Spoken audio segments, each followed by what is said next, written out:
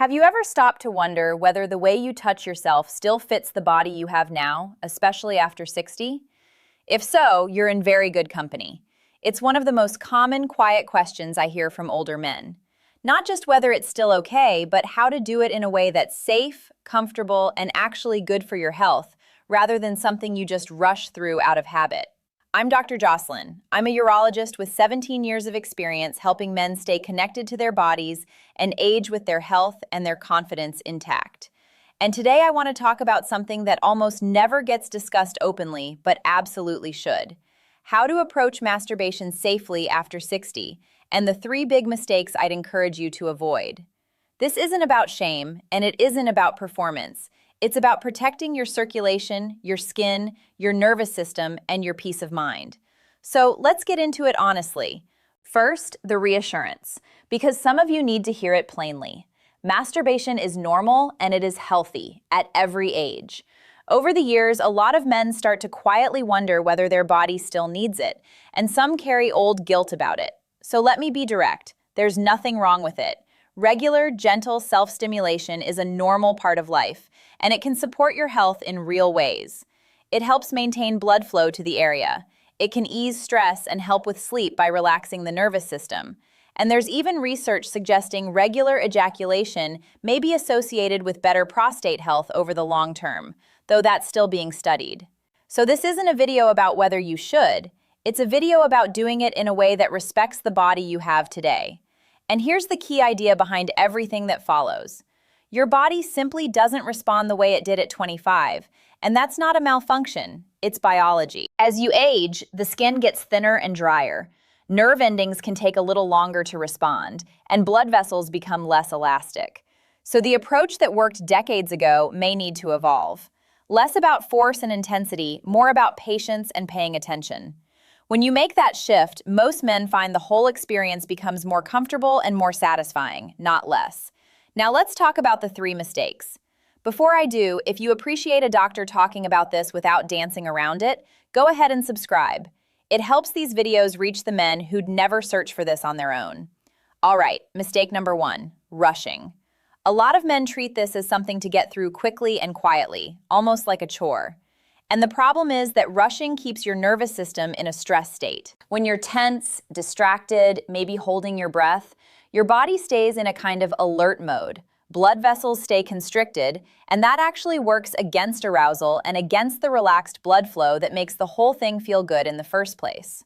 Over time, if every experience is hurried and tense, you can start training your body to associate the act with stress rather than with relaxation.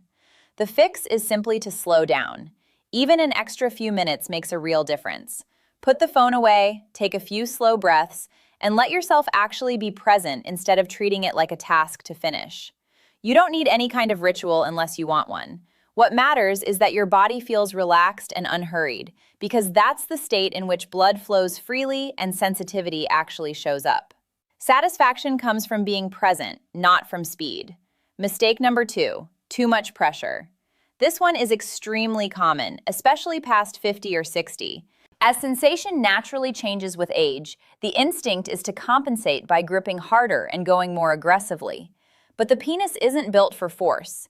It's made of delicate tissue, spongy blood vessels, and sensitive nerves, and it responds best to gentle, steady stimulation.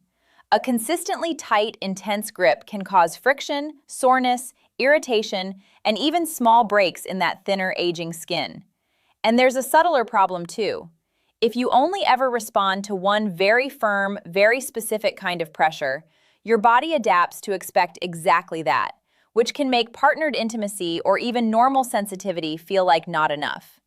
People informally call that the death grip, and it's a real pattern I see. The better approach is to loosen up. Lighten the grip, slow the pace, and use a gentle, unscented lubricant to cut down friction and protect the skin. A water-based or silicone-based lubricant from any pharmacy is ideal, and please avoid soap or fragrance lotions, which dry and irritate. Focus less on the finish line and more on how things actually feel. With a little patience, most men find their sensitivity improves, not the reverse. Mistake number 3, ignoring the emotional side. This one surprises people because it has nothing to do with technique. Many men have quietly carried shame or unease about this for decades, whether from messages they got growing up or from discomfort with how their body has changed. And emotions don't just stay in your head. Stress, shame, and tension settle into the body, into the breath and the muscles. And tension is one of the things that quietly shuts down arousal and pleasure. So if you've been carrying any of that, it can genuinely get in the way physically. The starting point here is self-compassion, and I mean that as practical advice, not a platitude. You're not broken, and you're not past anything. You're in a different stage of life that asks for a bit more care and patience, and that's normal. If you feel disconnected from your body, give yourself room to ease back into things without pressure. And if shame or anxiety around this feels heavy, you don't have to sort it out alone. A doctor or a therapist can help, and these conversations are far more routine for us than you'd think. So let me put it all together into what a healthy, sensible routine actually looks like. Keep it clean, wash your hands, use a fresh towel if you need one. Pick a private, relaxed space where you won't feel rushed. Use a gentle, fragrance-free lubricant to protect your skin and reduce friction. Keep the touch lighter than your old habits and take your time. And above all, listen to your body. That last point matters most, so let me be specific about it. If you notice pain, ongoing soreness, swelling, irritation that doesn't settle, or a real change in how you're responding, don't just push through it.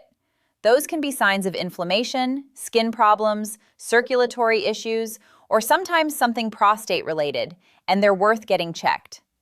A noticeable change in how your body responds can also be an early signal of things like cardiovascular issues, diabetes, or low testosterone, since erections depend on healthy blood flow, hormones, and nerves all working together. So treat changes as information, not as something to be embarrassed about. Which brings me to the most important thing I'll say. None of this replaces a conversation with your own doctor, who can actually look at your specific situation. If anything here struck a chord, especially any real change in your body, take that as your cue to book an appointment. There's nothing here we haven't heard, and bringing it up could catch a real issue early. If you're someone who's rediscovering your body a bit later in life, by the way, that's completely fine and completely normal. It's not going backwards. It's learning what your body needs now rather than what it needed at 25, and that's a good thing. If this was helpful, let me know in the comments whether anyone has ever talked to you about this honestly before, because for most men, the answer is no, and that's exactly what I'm trying to change. I'm Dr. Jocelyn. Take good care of yourself. Your health and your confidence still matter at every age.